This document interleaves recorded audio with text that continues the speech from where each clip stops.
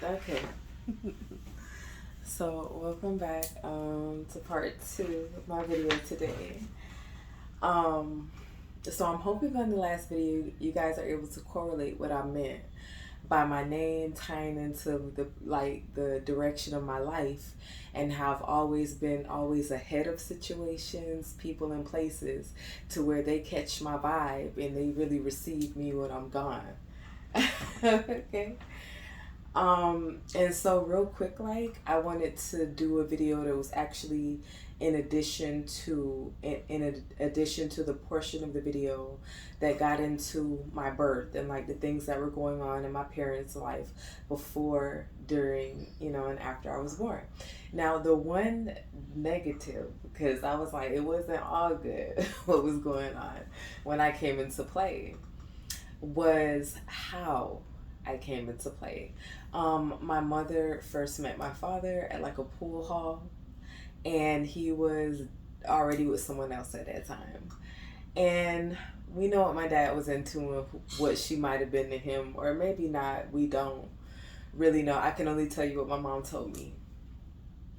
And so she was like, yeah, I wanted your dad from when I first saw him. And what, mind you, was going on with my mom as well was she was just involved with my brother's father, who is different from me and my sister's father.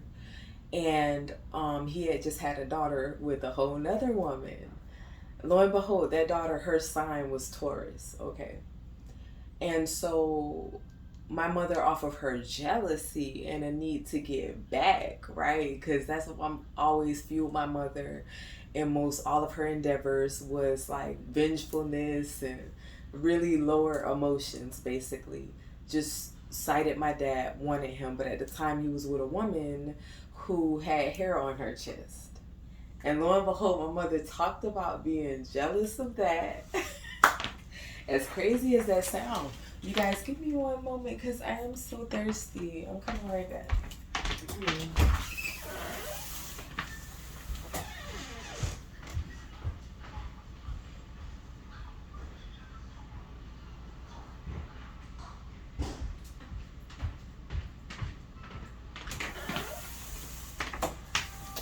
That my mother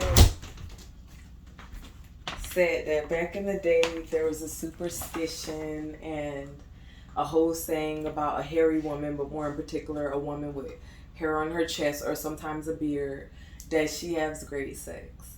And so my mother was envious of this woman and she wanted her man, my dad. Okay? So basically very much lower emotions, um, and instincts and initiatives. And so it was almost like conceiving your child out of revenge, vendetta, or trying to control a man. If not the man that you're having that child with, another man. And clearly, that man was my brother's father. And so, a lot of things that, when it came to my father, one moment.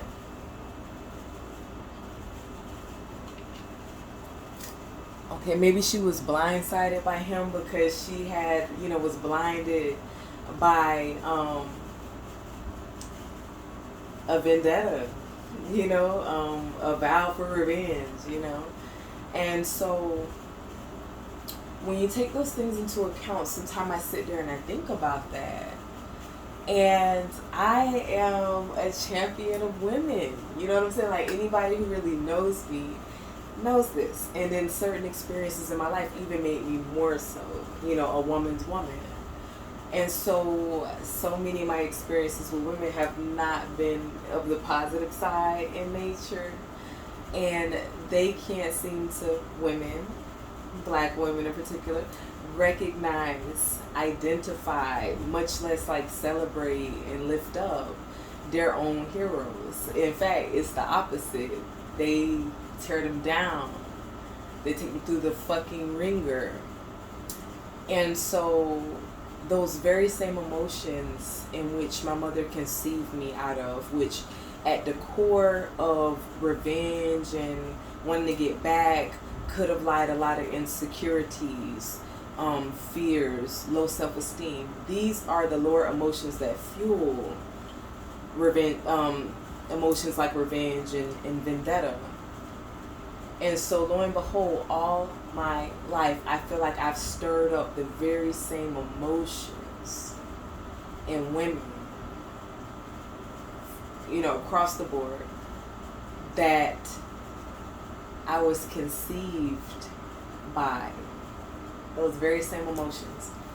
And so, in my life, when it's come to revenge, vendetta, anger, you guys, it's been very imperative, very important for me to transcend those lower emotions in which I felt, not even felt, but now that I know, I was clearly conceived of. Okay? Having the mother that I had, not knowing who she was for so long, as a woman, that's the first example of woman. Your mother, the first woman. I guess I can't say compare, because that's your mother. But when your mother starts to compare herself to you and engage and interact with you, like a competitor,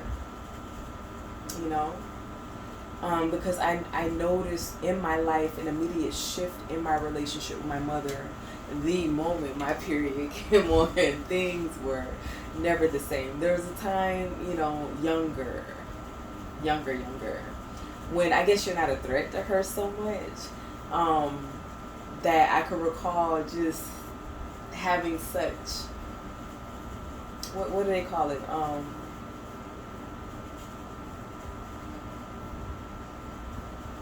So much respect, so much love. You know what I'm saying? Like, so much awe. And what do they call it when you revel?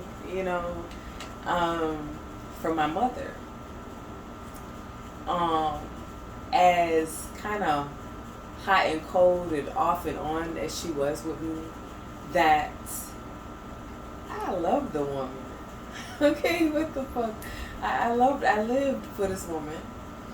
That the moment my body changed, our relationship changed forever.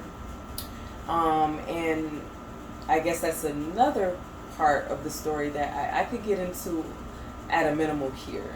That, at that age, I must have been 15 or 16, somewhere around there. And let me get in this camera. Sorry. She just kind of told me what to do.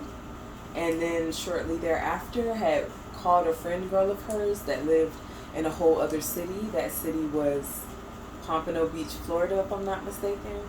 And just sent me to live with her for like 6 months or something like that. No explanation, no real warning.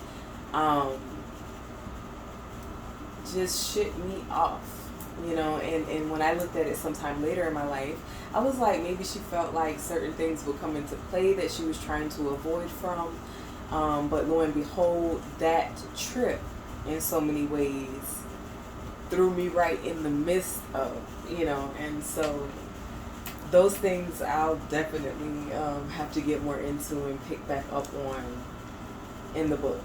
But I did want to come back and make this quick notation, as it kind of came to me, that was definitely something I wanted to share about my conception. Initially, when I was going to tell that story, I put it into writing, and I still have that, and I was gonna just read it. And I found it important to just freehand it, freestyle it, and to get more accustomed to that. As uncomfortable as it might be, I feel like it's no way to progress and grow more comfortable without practice, And so you can always feel free to let me know how I'm doing down at the bottom. And I'm gonna just get out of here for now, but I'm feeling good, I'm feeling great. And maybe I'll be posting in the next few days, you guys. Take care and good night.